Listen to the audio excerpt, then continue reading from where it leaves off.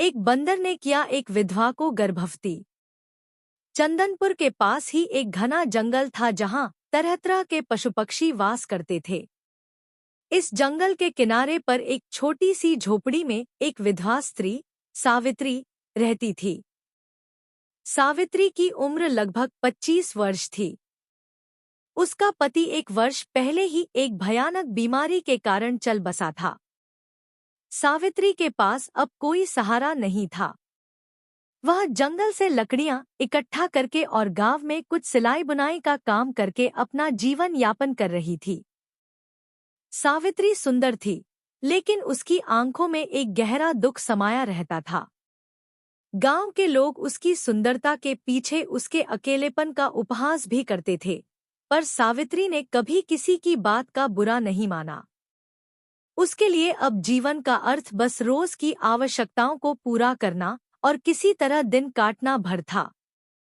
एक दिन सावित्री जंगल में लकड़ियां इकट्ठा कर रही थी कि तभी पास के पेड़ से एक बड़ा सा बंदर नीचे उतरा और उसके सामने आकर बैठ गया। सावित्री उसे देखकर थोड़ा डर गई, लेकिन बंदर ने कोई आक्रमण नहीं किया।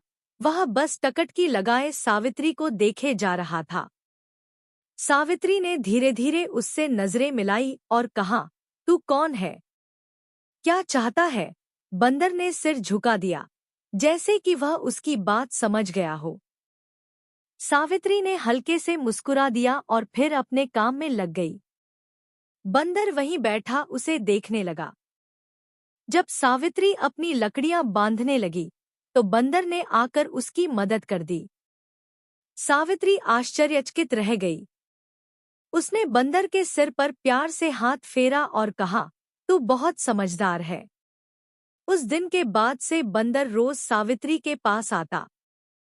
वह उसके लिए फल लाता, उसके कामों में मदद करता और कभी-कभी उसके साथ झोपड़ी के सामने बैठकर सांझ तक खेलता रहता। सावित्री के जीवन में एक नया रंग भर गया था। उसके होठों पर मुस्कान लौट आई थी। समय बीतता गया और सावित्री और बंदर के बीच एक अनोखा रिश्ता पनपने लगा। सावित्री जब अकेली होती, तो बंदर उसे हंसाने की कोशिश करता। जब वह उदास होती, तो वह उसके पास आकर उसके कंधे पर सिर रखकर बैठ जाता। सावित्री भी अब उसे अपने परिवार का हिस्सा मानने लगी थी। एक रात सावित्री अपनी झोपड़ी के बाहर बैठी चांदनी रात का आनंद ले रही थी। बंदर पास ही एक पेड़ की डाली पर बैठा उसे देख रहा था। सावित्री ने उसकी ओर देखा और मुस्कुराई। तू मेरे साथ हमेशा रहेगा ना? सावित्री ने पूछा। बंदर ने धीरे से उसकी ओर छलांग लगाई और उसके पैरों के पास बैठ गया। सावित्री ने उसे अपनी गोद में उठा लिया और प्यार से उसके सिर पर हाथ फेरने लगी। उस रात पहली बार सावित्री को अपने अकेलेपन का एहसास नहीं हुआ। दिन बीतते गए और सावित्री और बंदर का रिश्ता और गहरा होता गया। एक दिन सावित्री बीमार हो गई। उसे तेज बुखार था। वह झोपड़ी में लेटी थी और बंदर चिंतित होकर उसके पास बैठा हुआ था। उसने जंगल से कई तरह के फल लाकर सावित्री के सामने रख दिए। सावित्री ने मुश्किल से आंखें खोली और धीमे स्वर में कहा, तू मेरी इतनी चिंता क्यों करता है? बंदर ने उसकी आंखों में देखा। उसकी आंखों में एक गहरी आत्मीयता थी, एक ऐसा प्यार जो शब्दों से परे था। सावित्री ने धीरे से उसका हाथ थामा और सो गई। बंदर रात भर उसके पास बैठा रहा। कुछ दिनों बाद सावित्री स्वस्थ हो गई। अब वह बंदर के बिना एक पल भी नहीं रह सकती थी। दोनों एक दूसरे की आदत बन चुके थे। सावित्री के मन में यह भावना घर करने लगी कि यह बंदर कोई साधारण प्राणी नहीं है। उसमें एक आत्मीय स्पर्श था, जैसे कोई पुरानी आत्मा उसके जीवन का हिस्सा बनकर लौटी हो। एक रात मूसलाधार बारिश हो रही थी। सावित्री झोपड़ी में बैठी थी और बंदर उसके पास आकर बैठ गया। बिजली की चमक में सावित्री ने देखा कि बंदर की आंखें गहरी और चमकदार हो गई थी। सावित्री ने उसके सिर पर हाथ फेरा और कहा, क्या तू हमेशा मेरे साथ रहेगा? बंदर ने धीरे से उसकी गोद में सिर रख दिया। सावित्री की आंखों से आंसू बह निकले। उसे महसूस हुआ कि उसके जीवन में जो रिक्त था वह अब भर गया है। उस रात उसने बंदर को सीने से लगा लिया और पहली बार उसे एक अजीब सी आत्मीयता का एहसास हुआ। समय बीता, लेकिन सावित्री को अब अपने शरीर में एक अजीब परिवर्तन महसूस होने लगा। उसे मचल आने लगी, उसकी भूख बढ़ने लगी। धीरे धीरे उसका शरीर बदलने लगा। सावित्री ने गांव की दाई से सलाह ली, तो दाई ने कहा, सावित्री, तू गर्भवती है। सावित्री यह सुनकर अवाक रह गई। उसने दाई से कहा, यह कैसे संभव है? मेरा तो कोई पति नहीं है। दाई ने उसकी आंखों में देखा और कहा, पर यह सच है। सावित्री उलझन में पड़ गई। उसे याद आया कि उस रात जब उसने बंदर को अपने पास सुलाया था, उसके मन में एक विचित्र शांति और आत्मीयता का एहसास हुआ था। क्या यह संभव था कि बंदर ही उसकी कोख का कारण हो? यह सोचकर वह डर गई और उलझन में पड़ गई। सावित्री अब हर दिन बंदर को देखती, पर अब उसके मन में भय और संकोच था। बंदर पहले की तरह ही सावित्री के आसपास घूमता रहता, उसकी मदद करता, पर सावित्री के मन में अब कई प्रश्न उमड़ने लगे थे। क्या यह प्रेम था? क्या यह कोई चमत्कार था या फिर कोई अभिशाप? क्या बंदर वास्तव में एक साधारण प्राणी था या फिर कोई देवता? सावित्री इन प्रश्नों से घिरी हुई थी, लेकिन उसके पास कोई उत्तर नहीं था। सावित्री अब गहरे द्वंद्व में थी। गर्भ ठहरना कोई साधारण बात नहीं थी। गांव में यह खबर धीरे धीरे फैलने लगी थी कि सावित्री गर्भवती है। गांव की औरतें और आदमी उसके बारे में तरह तरह की बातें करने लगे। एक विधवा के गर्भवती होने का क्या मतलब है? किसका पाप है? यह कहीं जंगल का कोई राक्षस तो इसके सपनों में नहीं आया? सावित्री इन बातों से परेशान थी। वह जानती थी कि उसने किसी पुरुष के साथ कोई संबंध नहीं बनाया था, फिर भी यह गर्भ, यह कैसे संभव था? उसे बार बार वही रात याद आती थी जब मूसलधार बारिश के बीच उसने बंदर को अपनी गोद में सुलाया था। उसके बाद ही उसके शरीर में यह बदलाव शुरू हुए थे। एक दिन सावित्री झोपड़ी के बाहर बैठी थी। बंदर पास ही एक पेड़ की डाल पर बैठा उसे देख रहा था। सावित्री ने उसकी ओर देखा और कहा, क्या तू जानता है कि मेरे साथ क्या हो रहा है? बंदर ने टकटकी लगाकर उसकी आंखों में देखा। उसकी आंखों में वही गहरी चमक थी जो उस रात थी। सावित्री ने आंसुओं से भरी आंखों से कहा, मैंने तुझसे प्रेम किया है, लेकिन यह कैसे संभव है कि तू मेरे गर्भ का कारण बन गया? बंदर ने धीरे से झोपड़ी के सामने आकर उसके पैरों के पास बैठ गया। उसने अपना सिर सावित्री की गोद में रख दिया। सावित्री ने उसकी पीठ सहलाया, लेकिन उसके मन के प्रश्न अब भी अनुत्तरित थे। गांव वालों को जब यह पता चला कि सावित्री गर्भवती है, तो उनमें हलचल मच गई। गांव की पंचायत ने सावित्री को बुलाया। गांव के मुखिया ने कड़े स्वर में पूछा, सावित्री, सच सच बता, तेरे गर्भ का पिता कौन है? सावित्री सिर झुकाकर खड़ी रही। कुछ क्षण बाद उसने कहा, मुझे नहीं पता। पंचायत ने कहा, तू झूठ बोल रही है। बिना किसी के संयोग के गर्भ कैसे ठहर सकता है? दूसरी औरतों ने कहा, जरूर, इसका किसी के साथ गुप्त संबंध रहा होगा। सावित्री ने साहस करके कहा, मेरे जीवन में कोई पुरुष नहीं आया, लेकिन एक बंदर है जो हर दिन मेरे साथ रहता है, मेरी सहायता करता है, मेरा सहारा है।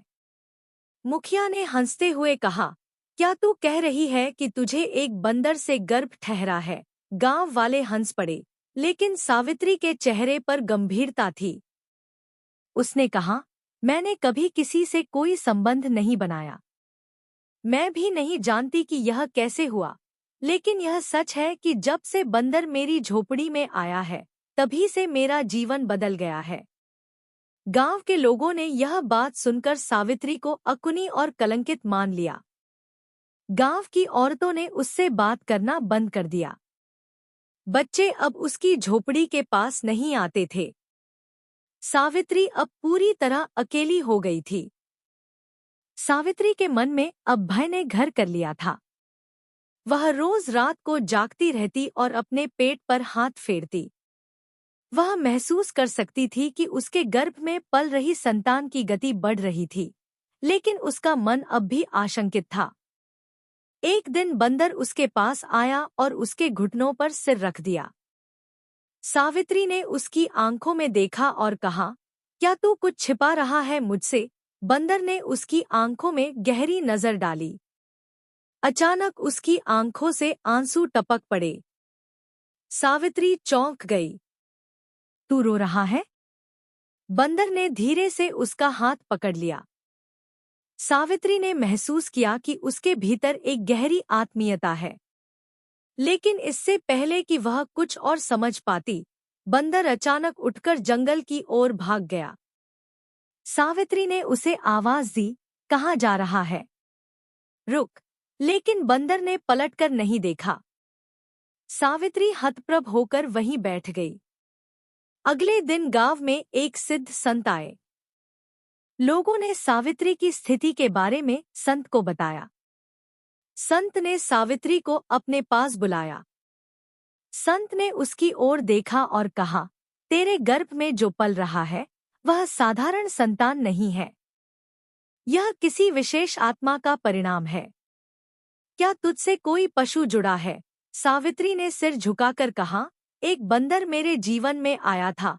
वह मेरी देखभाल करता था, लेकिन अब वह चला गया है। संत ने गहरी सांस ली और कहा, यह कोई साधारण बंदर नहीं था। यह एक दिव्य आत्मा थी। किसी ऋषि के श्राप के कारण उसे बंदर का रूप मिला था। लेकिन जब उसने तेरे साथ प्रेम का अनुभव किया, तो उसका श्राप टूट गया। सावित्री ने विस्मय से संत की ओर देखा। तो क्या यह संतान दिव्य है?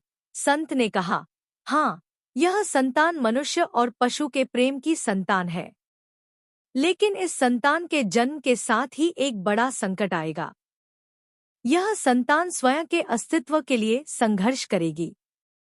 सावित्री ने भय से कहा, कैसा संकट? संत ने कहा, यह संतान विशेष शक्ति के साथ जन्म लेगी, लेकिन इसे पाने के लिए अंधकार की शक्तियां सक्रिय हो जाएंगी। तुझे अपनी संतान की रक्षा करनी होगी। सावित्री की आंखों में डर और आशंका थी। उसने कहा, लेकिन वह बंदर कहाँ गया? संत ने कहा, वह अब अपने वास्तविक स्वरूप में जा चुका है। वह अब देवत्व को प्राप्त कर चुका है। लेकिन जब संकट आएगा, तो वह अवश्य लौटेगा। समय बीतता गया। सावित्री के गर्भ का आकार बढ़ता गया। गांव वाले अब भी उसे संदेह की दृष्टि से देखते थे, लेकिन सावित्री के मन में अब एक नई शक्ति आ गई थी। उसे विश्वास था कि वह अपने बच्चे की रक्षा करेगी। फिर एक दिन सावित्री जंगल में लकड़ियां इकट्ठा करने गई। तभी अचानक घने पेड़ों के बीच से एक डरावनी आवाज आई। सावित्री ने देखा कि सामने एक विशाल काला नाग फन फैलाए खड़ा था। सावित्री ने भयभीत होकर पीछे हटना चाहा, लेकिन नाग उसकी ओर बढ़ने लगा। सावित्री ने घबराकर आंखें बंद कर ली। तभी अचानक हवा में एक हलचल हुई। सावित्री ने आंखें खोली तो देखा कि सामने वही बंदर खड़ा था, लेकिन इस बार उसकी आंखों में एक तेज चमक थी। वह काले नाग की ओर उछला और उसे जोर से धक्का दिया। नाग ने फुफकार मारी और अंधकार में गायब हो गया। सावित्री ने कांपते हुए बंदर की ओर देखा। बंदर ने उसकी ओर देखा और उसकी आंखों में वही आत्मीयता थी। लेकिन इससे पहले कि सावित्री कुछ कह पाती, बंदर फिर से जंगल की ओर भाग गया। सावित्री अब समझ चुकी थी कि उसका गर्भ कोई साधारण संतान का प्रतीक नहीं है। वह दिव्य शक्ति थी जो उसके गर्भ में पल रही थी। बंदर का अचानक प्रकट होना और नाग से उसकी रक्षा करना इस बात का प्रमाण था कि कुछ बड़ा घटित होने वाला था। लेकिन सावित्री के मन में अभी भी संशय था। क्या वह बंदर सचमुच एक दिव्य आत्मा था? अगर वह एक ऋषि का अवतार था, तो वह मुझसे दूर क्यों चला गया? और वह नाग, वह कौन था? इन प्रश्नों के उत्तर न मिलने के कारण सावित्री के मन में बेचैनी बढ़ती जा रही थी। गर्भ का समय अब पूरा होने वाला था। सावित्री का शरीर भारी हो गया था। उसे चलने फिरने में कठिनाई होने लगी थी। गांव की औरतें अब भी उससे दूरी बनाकर रखती थी। सावित्री के लिए एक एक दिन काटना कठिन हो रहा था। एक रात तेज आंधी चली। आसमान में बिजली कड़क रही थी। सावित्री अपनी झोपड़ी के भीतर अकेली बैठी थी। अचानक उसे लगा कि झोपड़ी के बाहर किसी के चलने की आहट हो रही है। सावित्री ने दरवाजा खोला तो देखा कि एक काले कपड़े में लिपटा हुआ एक व्यक्ति उसकी झोपड़ी के सामने खड़ा था। कौन हो तुम? सावित्री ने डरते हुए पूछा। वह व्यक्ति धीरे धीरे उसकी ओर बढ़ा। उसके हाथ में एक लंबा त्रिशूल था। उसके चेहरे पर एक अजीब सी चमक थी, लेकिन उसकी आंखों में क्रूरता झलक रही थी। तूने जो गर्भ धारण किया है, वह साधारण गर्भ नहीं है।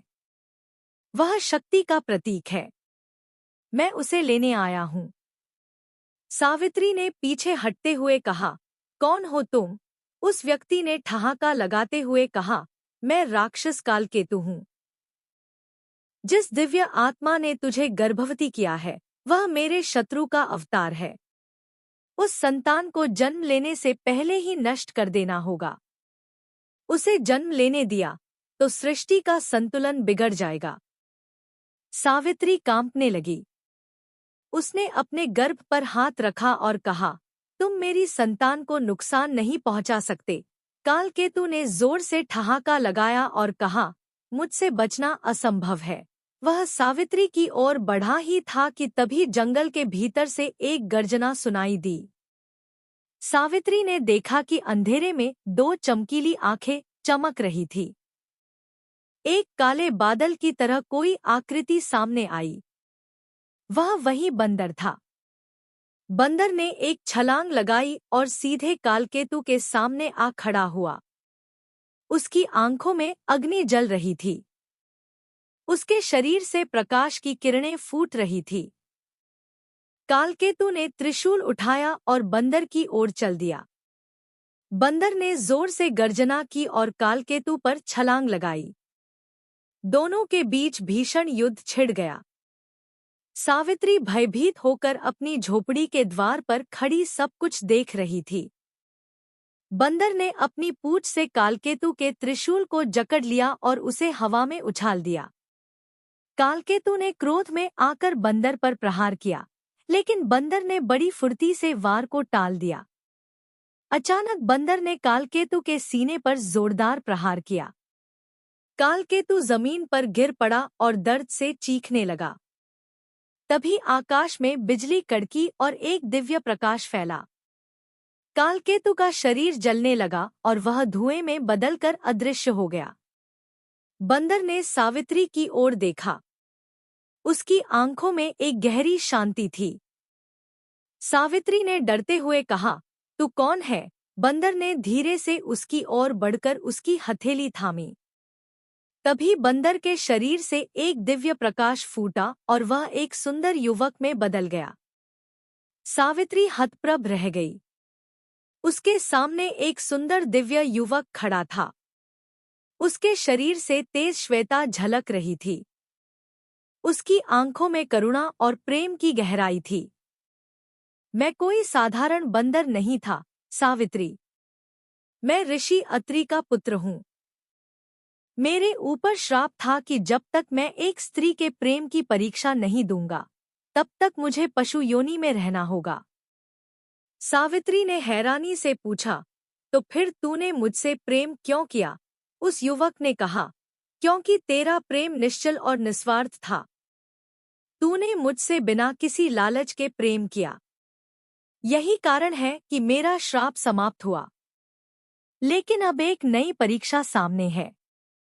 सावित्री ने चौंक कर पूछा, कैसी परीक्षा? युवक ने कहा, तेरे गर्भ में पल रही संतान कोई साधारण संतान नहीं है। वह सृष्टि के संतुलन का प्रतीक है, लेकिन कालकेतु के साथ ही अभी भी सक्रिय है। वे उस संतान को जन्म लेने से रोकने की कोशिश करेंगे। तुझे इसकी रक्षा करनी होगी। सावित्री ने युवक का हाथ थामा और कहा, लेकिन तूने मुझे अकेला क्यों छोड़ दिया था? युवक ने कहा, मैंने तुझे इसलिए छोड़ा ताकि तेरा प्रेम सच्चा साबित हो सके।